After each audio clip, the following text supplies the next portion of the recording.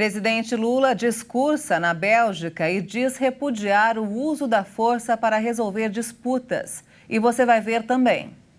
Renegociação de dívidas da faixa 2 do Desenrola Brasil começa hoje. 30 milhões de pessoas serão beneficiadas nesta etapa. Rússia cumpre ameaça e suspende o acordo que permitia a exportação de grãos ucranianos a países pobres. A China registra o dia mais quente da história do país, 52,2 graus.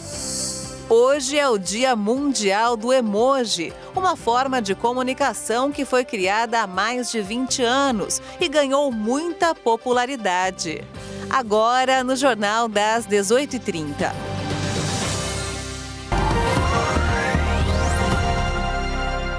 Olá, boa noite. São 18h33 pelo horário de Brasília. E você acompanha agora as principais notícias do Brasil e do mundo desta segunda-feira, dia 17 de julho.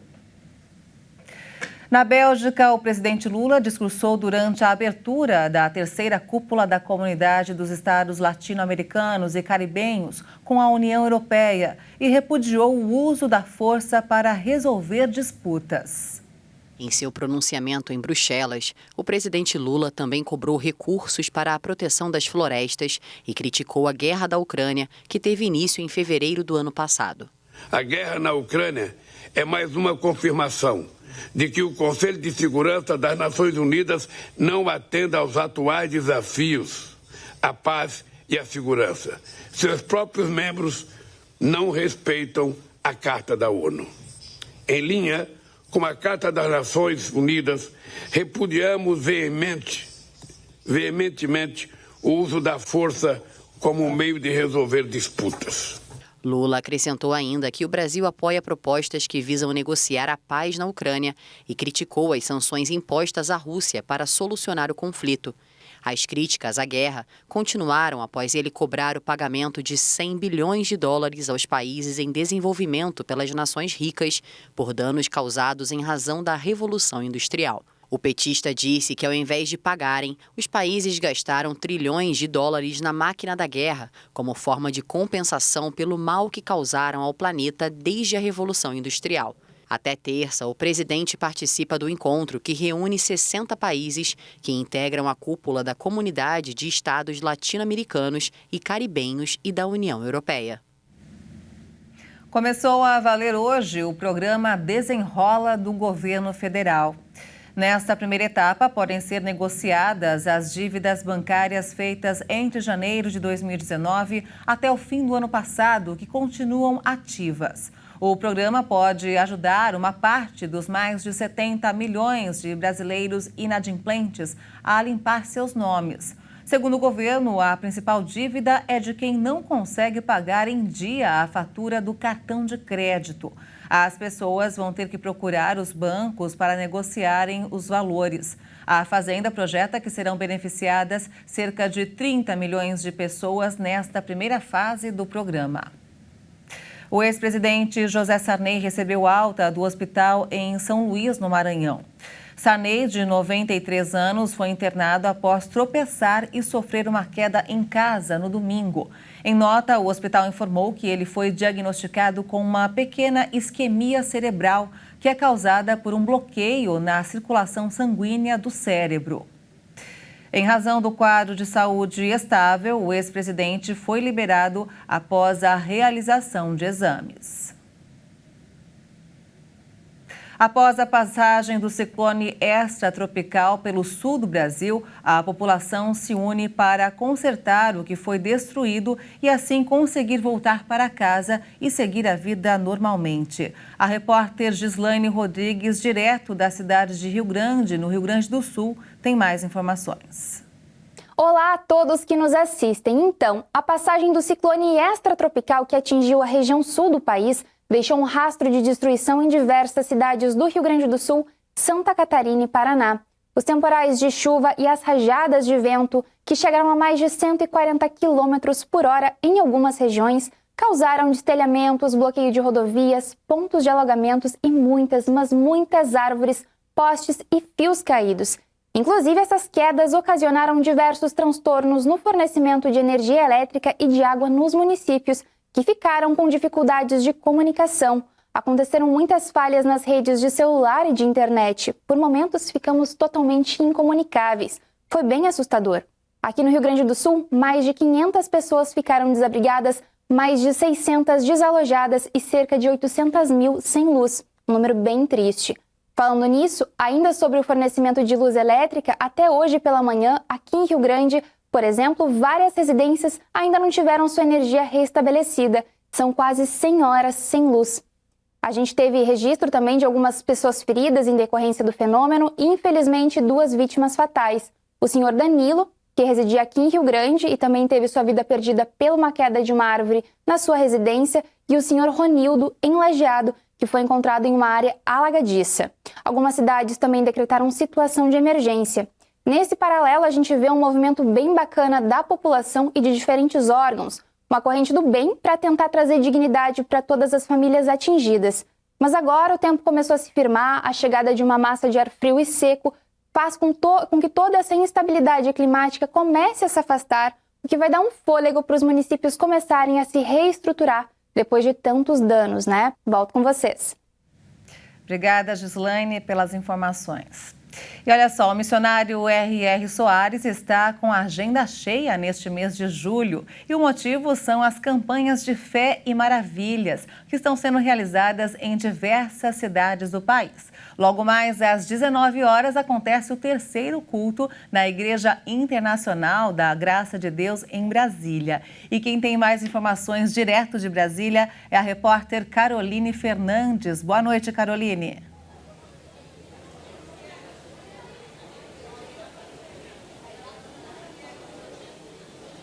Boa noite, Maria Alice. Boa noite a todos que acompanham aí a Hit TV. Eu estou aqui na sede da Igreja Internacional da Graça de Deus de Brasília. Daqui a pouco começa o último culto com o missionário R.R. Soares aqui na cidade. Tivemos ao longo do dia reuniões especiais e ontem também a igreja lotou e vieram pessoas de diversos lugares. Tivemos relatos de pessoas que receberam aí bênçãos através da fé. E você de casa aí pode acompanhar pelas redes sociais e também pelas páginas ali do missionário R.R. Soares. E olha, não somente aqui em Brasília que o missionário está realizando essas campanhas de fé e maravilhas. Ele estará também esse mês ainda em outros estados e eu vou passar alguns aqui para vocês, tudo bem? Amanhã o missionário R.R. Soares estará em Campo Grande, no Mato Grosso do Sul, ali na Avenida Calógeras, número 2121, bem ali no centro, realizando 3 reuniões, às 9, às 14 e às 7h30 da noite.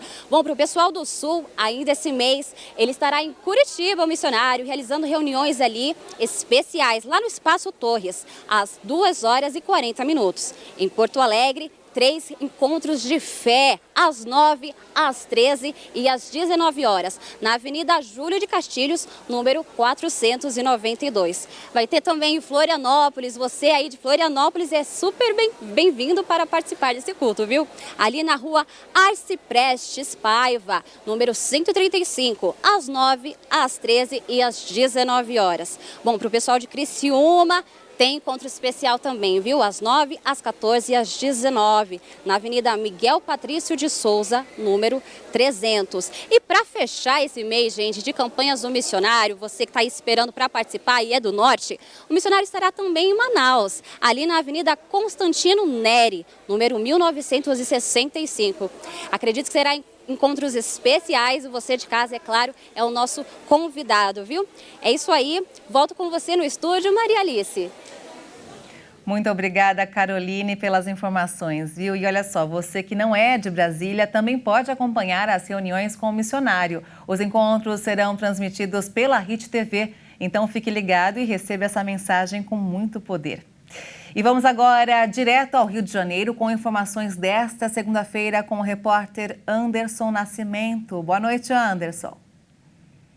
Boa noite, Maria Alice. Ciclone agrava problema crônico de Volta Redonda, no sul fluminense. Uma cortina de poeira se formou sobre o céu após a cidade ser atingida por uma ventania na última quinta-feira. Doenças respiratórias, poluição, ruas e casas sujas. Essas são algumas das consequências de uma cidade tomada por um pó preto. O material produzido pela siderúrgica mais antiga do Brasil, a CSN, é formada por micropartículas de ferro que, soltas no ar, podem contaminar moradores e poluir rios. Em acordo firmado com a Prefeitura, a Companhia Siderúrgica Nacional se comprometeu a reduzir a emissão de poluentes e já começou a trabalhar para diminuir a poluição na cidade. E um programa do governo do estado ajuda mulheres acima de 14 anos no combate à violência. Além das aulas de jiu-jitsu para a defesa pessoal, elas também recebem assistência jurídica e psicológica. A iniciativa já atendeu mais de 3.000 mulheres. Só nos 5 primeiros meses deste ano, já são 46 vítimas, quase metade dos casos de 2022. Eu fico por aqui e amanhã eu volto com mais notícias do Rio. Até lá. Obrigada, Anderson, pelas informações e até amanhã. E veja a seguir, a China registra o dia mais quente da história do país, 52,2 graus. E ainda, hoje é o Dia Mundial do Emoji, uma forma de comunicação que foi criada há mais de 20 anos e ganhou muita popularidade. Nós voltamos em instantes, até já.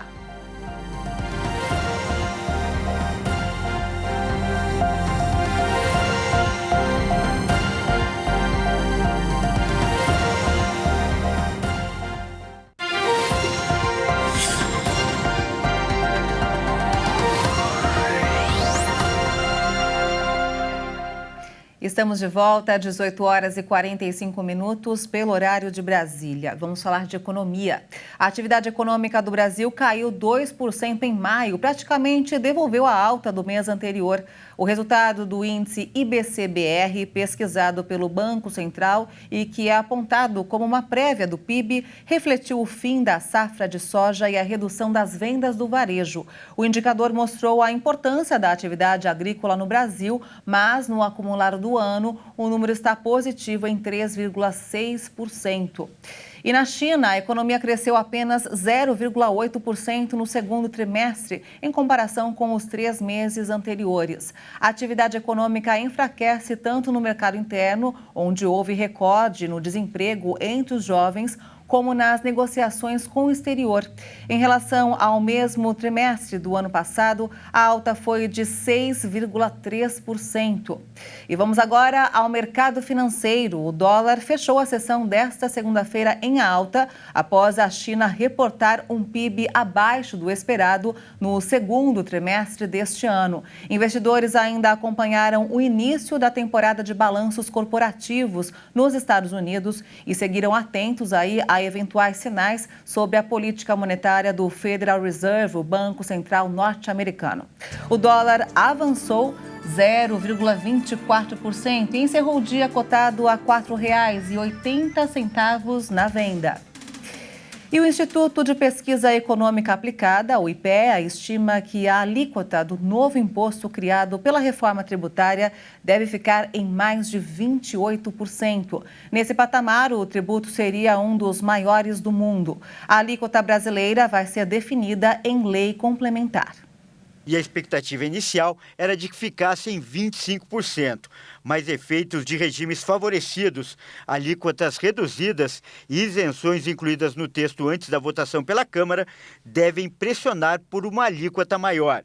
O estudo do IPEA é o primeiro a medir os possíveis efeitos da reforma a partir do cruzamento de dados da Receita Federal para a arrecadação setorial e as exceções negociadas pelos deputados. Os detalhes da simulação constam na carta de conjuntura, intitulada Propostas de Reforma Tributária e seus Impactos, uma avaliação comparativa, do pesquisador João Maria Oliveira, que acompanha de perto o andamento do texto no Congresso. E vamos falar agora sobre o conflito no leste europeu. A Rússia suspendeu o acordo que permitia a exportação de grãos pelo Mar Negro na Ucrânia, o que pode impactar no preço dos alimentos em todo o mundo. A decisão do Kremlin foi anunciada horas depois da explosão da ponte da Crimeia, que deixou 2 mortos, e a Ucrânia assumiu a responsabilidade no ataque. O presidente russo Vladimir Putin decidiu não renovar o acordo de grãos que foi firmado há um ano com mediação da Turquia e da ONU. Moscou ameaça há várias semanas não prorrogar o acordo, reclamando dos obstáculos criados para suas exportações de produtos agrícolas e de fertilizantes. O acordo tinha como principal objetivo escoar a produção de grãos da Ucrânia, evitando o aumento global nos preços dos alimentos. O governo do Reino Unido acusou a Rússia de usar a comida como arma de guerra por cancelar um acordo importante de forma unilateral. O secretário-geral da ONU, Antônio Guterres, diz que lamenta profundamente a decisão da Rússia. Ele falou que vai ser um golpe principalmente contra os pobres ao redor do mundo. Ele lembrou ainda que centenas de milhões de pessoas passam fome e que o mundo já enfrenta uma crise global de alimentos, o que pode se agravar com a decisão. O país invadido por Vladimir Putin é um dos maiores exportadores de grãos do mundo. E olha só, a China registrou o dia mais quente da história do país. Os termômetros da região de Xinjiang marcaram incríveis 52,2 graus Celsius, um recorde para meados de julho. O registro quebrou o recorde anterior de 50,6 graus, estabelecido em julho de 2017. No domingo, autoridades da região pediram aos trabalhadores e estudantes para ficarem em casa e ordenaram que veículos oficiais borrifassem água nas principais vias. Na cidade de Turpan, a superfície do solo chegou a 80 graus. Os Estados Unidos e a Europa também sofrem com a onda de calor extremo que provoca incêndios e já causou centenas de mortes. E chegou a hora de falar de futebol e Leonardo Félix comenta os destaques da 15ª rodada do Campeonato Brasileiro e o sorteio dos mandos de campo das semifinais da Copa do Brasil. Boa noite, Leonardo. Seja bem-vindo. Boa noite, Maria Alice. Boa noite a todos que nos assistem no Jornal das 18h30. O comentário é sobre futebol, mas poderia ser sobre automobilismo, porque o Botafogo olha no retrovisor e não vê ninguém. No estádio Newton Santos, o Alvinegro venceu o RB Bragantino por 2-0 e largou ainda mais na ponta do Brasileirão. Agora são 12 pontos à frente do segundo colocado, o Flamengo. Com 39 pontos em 45 disputados, o Fogão tem a melhor campanha da história até a 15ª rodada do Campeonato Brasileiro. Na vice-liderança, o Flamengo encarou o Fluminense no Maracanã e sofreu durante a partida, com menos posse de bola e menor número de finalizações, além de ter um jogador expulso, Luiz Araújo. E no fim, 0-0, resultado ruim para ambas as equipes. Quem pegou elevador na classificação, subiu 4 posições e chegou ao G4 é o São Paulo. O tricolor goleou o frágil e ameaçado Santos. 4-1 no Morumbi, com direito a gol de Alexandre Pato e show do argentino Caleri, que marcou 2 vezes. No Beira-Rio, Internacional e Palmeiras ficaram no 0-0 em um jogo sem muitas emoções e chances de gol. Nesta segunda, mais uma partida. Daqui a pouco, às 8 da noite, Goiás e Atlético Mineiro na Serrinha. E por causa do último confronto das quartas de final da Copa do Brasil, disputado no sábado, Corinthians e América Mineiro folgarão nesta rodada do Brasileirão. E com a classificação do Timão no último sábado dos pênaltis, uma das semifinais da Copa do Brasil terá clássico paulista. O Alvinegro enfrenta o São Paulo. Na outra disputa por vaga na final estão Flamengo e Grêmio. E após o sorteio nesta segunda na sede da CBF no Rio de Janeiro, São Paulo e Flamengo jogarão em casa nas partidas de volta. É isso aí, eu fico por aqui. Boa noite a todos. É com você, Maria Alice. Obrigada, Léo, pelas informações e até quarta-feira. E olha só, hoje é comemorado o Dia Mundial do Emoji, uma forma de comunicação que ganhou popularidade com o crescimento da tecnologia e já evoluiu muito desde que foi criado há mais de 20 anos. Quem nunca usou um emoji para mostrar suas emoções, não é? Vamos ver.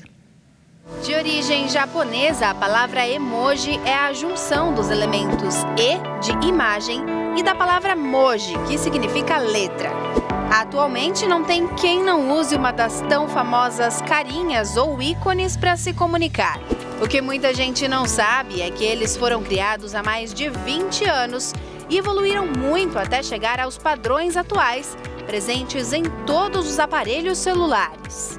Os primeiros emojis da história surgiram quando o designer japonês Shigetaka Kurita desenvolveu 176 ícones para a empresa de telefonia celular que ele trabalhava.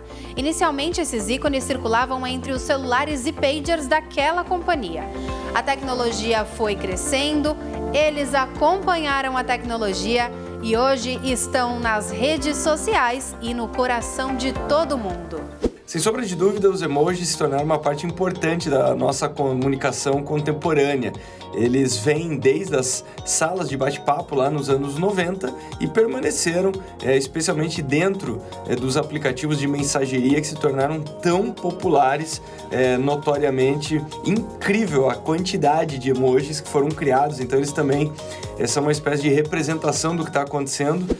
Dos mais de 3.000 emojis que existem e que passaram a fazer parte do dia a dia das conversas online, os 5 mais usados mundialmente são a carinha chorando de rir, o coração vermelho, o joinha, a carinha com os olhos apaixonados e o clássico, o primeiro emoji criado, a carinha amarela sorrindo. Mas será que as pessoas usam esses mesmo? É o emoji que você mais usa para se comunicar? Aquele da carinha de susto. O que eu uso mais é o sorriso. Carinha feliz. Aquele que tem uma mãozinha de coração. O emoji que eu mais uso é a carinha de choro com várias lágrimas.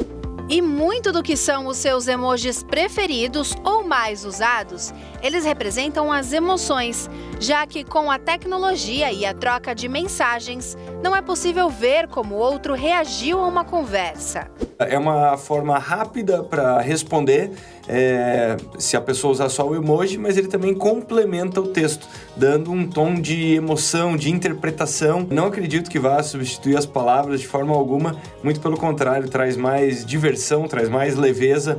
Então, os emojis hoje definitivamente fazem parte da comunicação. Claro que algumas pessoas podem acabar interpretando de forma errada o que você quis dizer, porque cada um entende os emojis de uma forma diferente. E se ficar na dúvida, é só consultar o dicionário emoji disponível na internet e tudo vai ser resolvido. A popularidade e a influência dos emojis é tão importante nas comunicações que em 2015, um desses emoticons foi escolhido como a palavra do ano pelo Oxford Dictionary, devido à sua significância cultural. Afinal, uma imagem vale mais que 1000 palavras, né? Eu utilizo muito aí os emojis. E o Jornal 10, 18h30 fica por aqui. Você acompanha outras informações durante a nossa programação. Uma ótima noite para você e até amanhã. Tchau.